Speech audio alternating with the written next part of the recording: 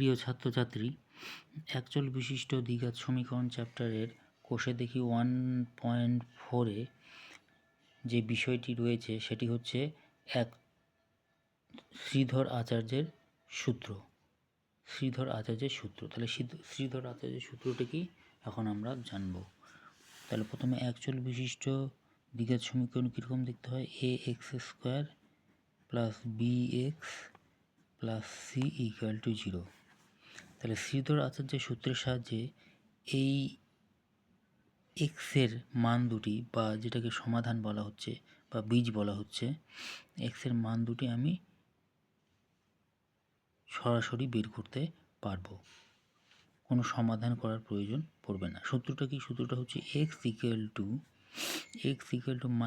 -b plus minus √b² - 4ac by 2a। এটা হচ্ছে সূত্রটা, যেখানে b² এই যে b² - 4ac কে বলা হচ্ছে নিরূপক। এটাকে বলা হয় নিরূপক। এবার এই নিরূপকটা শূন্য হলে বীজগুলোর প্রকৃতি কীরকম হবে, বা >0 হলে কি বীজগুলোর প্রকৃতি কীরকম হবে, বা <0 হলে বীজগুলোর প্রকৃতি কীরকম হবে সেটা জানব, বা নিরূপকটার থেকেই আমরা এটা বলতে পারি বীজগুলোর প্রকৃতি। তাহলে নিরূপকটা যদি শূন্য হয় তাহলে বীজদ্বয় বাস্তব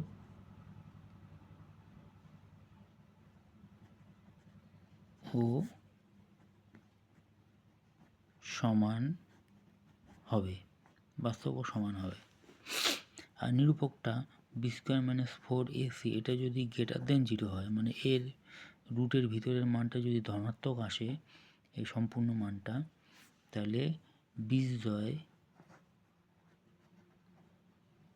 বীজদ্বয় বাস্তব ও অসমান হবে। এবার b² - 4ac যদি <0 হয়, মানে এই √এর ভিতরের মানটা যদি ঋণাত্মক আসে, <0 হয়, তাহলে বীজদ্বয় অবাস্তব ও অসমান হবে, মানে বা শুধু অবাস্তব বা কাল্পনিক কথাটা বলতে পারি, বীজদ্বয় অবাস্তব বা কাল্পনিক হবে। এটা আমরা এখানে দেখতে পারি, এই যে বীজদ্বয় বাস্তব ও সমান কখন? যখন এই যে নিরূপকের মানটা কি হচ্ছে? >0 হচ্ছে। তাহলে বীজদ্বয় বাস্তব ও সমান কখন? যখন এই নিরূপকের মানটা এই যে নিরূপকের মানটা কি হচ্ছে? 0 হচ্ছে। তাহলে আমরা এখানে অঙ্ক করে এখন দেখব এখানে যে বীজদ্বয়ের প্রকৃতি কীভাবে নির্ণয় করা হয়। অঙ্কের সাহায্যে আমরা দেখব।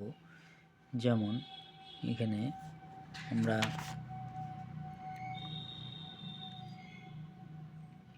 এই অঙ্কটা নেই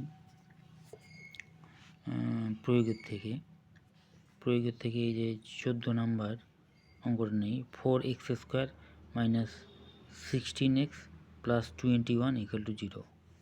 তাহলে কী লিখব? 4x² - 16x + 21 = 0। তাহলে এই দ্বিঘাত সমীকরণের বীজদ্বয়ের প্রকৃতি কী হবে, এটা আমাকে নির্ণয় করতে বলেছে। তাহলে এটা নিরূপক কী হচ্ছে? b² - 4ac। তাহলে b বলতে কত বোঝাচ্ছে? এই যে এখানে সাইনটা শুদ্ধ আমাকে নিতে হবে।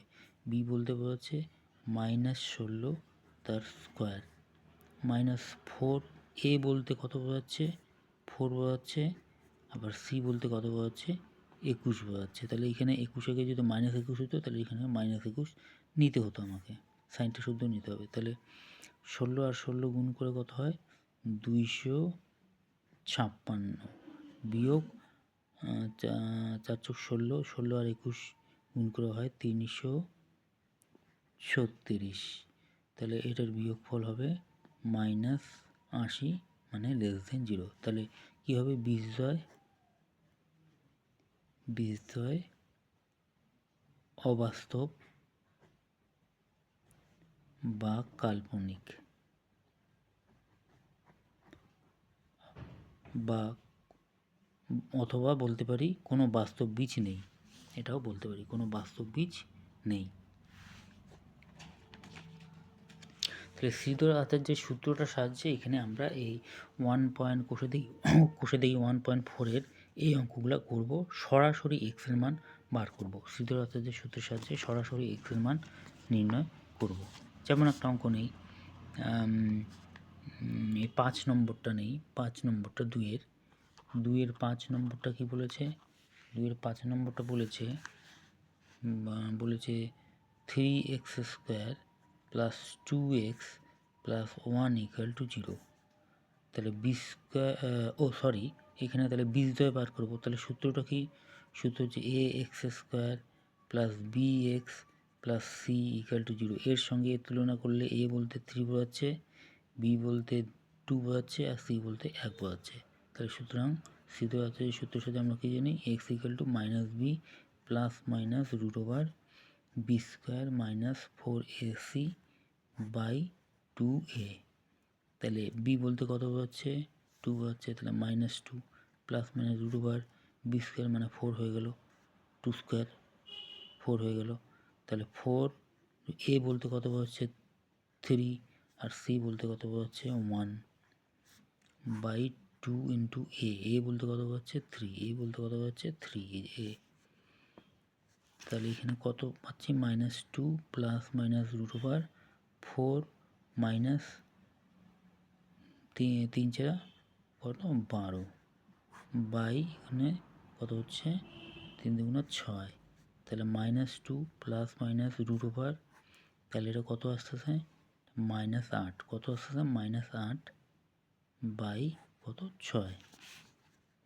তাহলে -2 ± তাহলে এখানে 4 যদি বাইরে নিয়ে আসি তাহলে 2 হয়ে যাবে। তাহলে √-2 বাই কত? 6। এবার 2 দ্বারা কাটবো, 2 দ্বারা কাটলে -1 ± √-2/3। তাহলে এইটা হচ্ছে বীজদ্বয়। তাহলে নির্ণয় সমাধান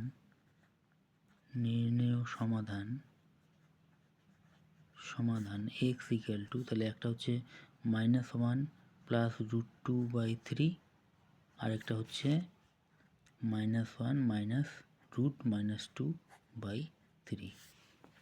এইভাবে শ্রীধর আচার্যের সাহায্যে x এর মান নির্ণয় করা যায়। আশা করি তোমরা বুঝতে পেরেছো। তাহলে কোষে দেখি 1.4-এর অঙ্কগুলো করবে।